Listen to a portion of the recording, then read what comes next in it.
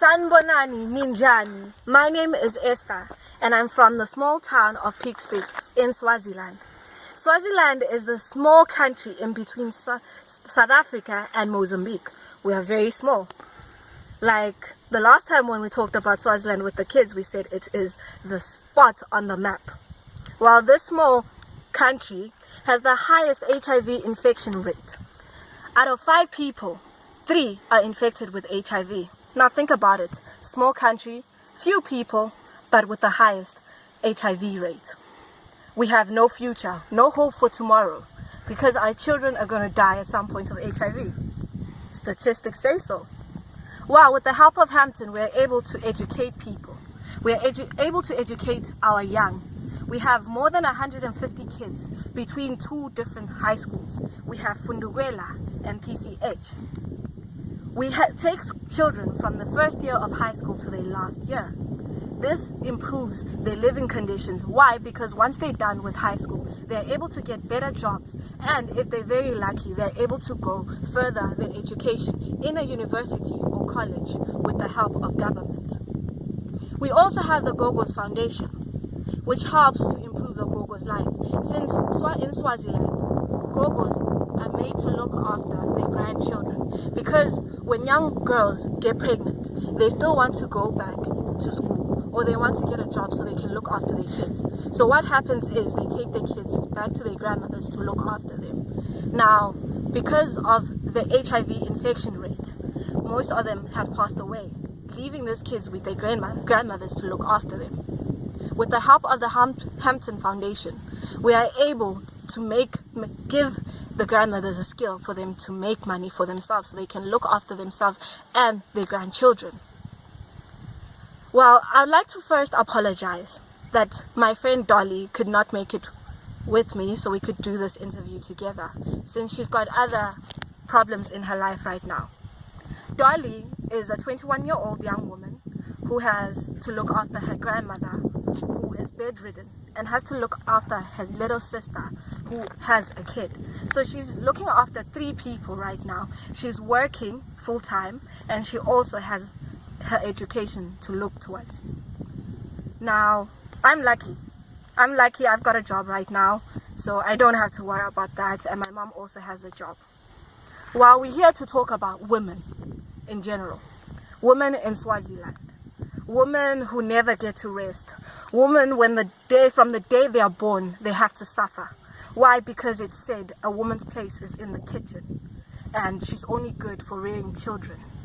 When the man is looked upon, a man can have as many wives as he pleases and have as many kids as he wants, and he doesn't even have to look after them. It is the woman's duty to make sure all the kids are fed, to make sure the man has food in front of him. The man can eat the best cuts of meat while his family starves to death. That's the harsh reality in Swaziland at the moment. Let me tell you my story. When I was born, my father left. He rejected me, and I was left with a mother to look after me. I also know how it feels to be raised by a grandmother, because I was taken back to her to be raised by her until I had an accident and had to go back to my mother. Like all men do, my father appeared years later after seeing me in the newspapers on TV. I thought, this is the man I've always looked for. This is the man I've always needed in my life. I had that void within me. But then I was mistaken. He was only looking after number 1. And I wasn't that. It was all about the fame, about showing me off. And when I asked him to help pay for my final year in high school, and I must say I was doing very well. I was always top 5 in the class. And I'd go with him with my report to ask him if he can pay my school fees. And his response was, what's the point of education? What's the point of educating a girl? I have a son. My son is worth more than a girl. A girl is here today, gone. Those were the harsh words from my father. And I realized he does not deserve to be in my life. This got me thinking, how many young people out there have gone through the same thing? How many young people have been rejected by their fathers and also by society? This is the harsh reality in Swaziland. You will never be good enough. That's the fact. So society says. A man can stop going to school, get a girl pregnant, and run away. He'll go and work in forestry or as a mechanic. What happens to the girl? Her life is destroyed. She'll work as a maid or a nanny and won't earn much. With that money she earns, she'll go look after this child. When the child decides to be successful, here comes the father ripping off the rewards. That's the harsh reality, I tell you. I have so many friends that I've watched being broken. I have a friend whose father lives in the same town as us, and he walks past her and looks at her like she's nothing. He knows very well she is his daughter, but he will not look after her. He calls her names. He calls her a disgrace. Why? Because she's a girl. She's not good enough. She's not a boy. A girl goes out and gets married. What does the father get in return? Cows. And that's it.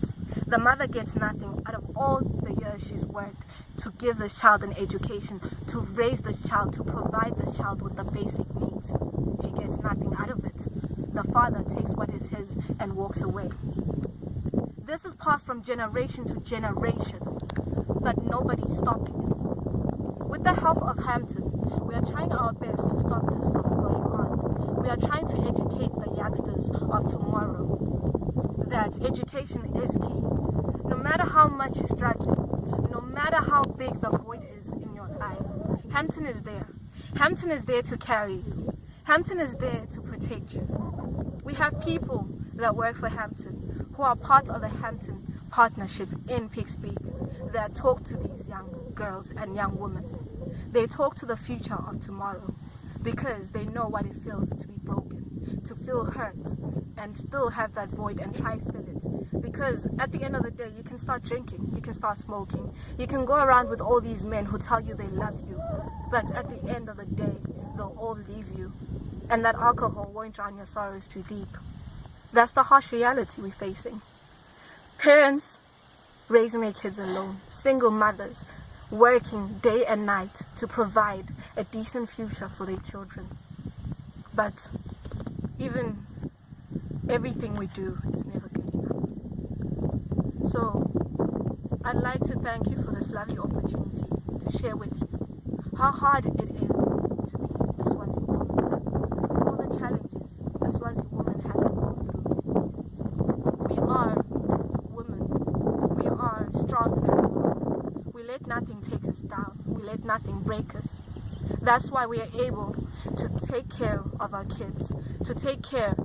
We have a saying in Swaziland, umphana wethu sonke, which means a child is everybody's child. That means my daughter or my son is not only mine, but is of the community. So, with the partnership with Hampton, Hampton has shown truly what it means to look after everyone. Hampton does not choose. Hampton does not pick. Hampton loves each and every broken child out there. And we hope you will do your bit to help as many young people out there as possible. Thank you.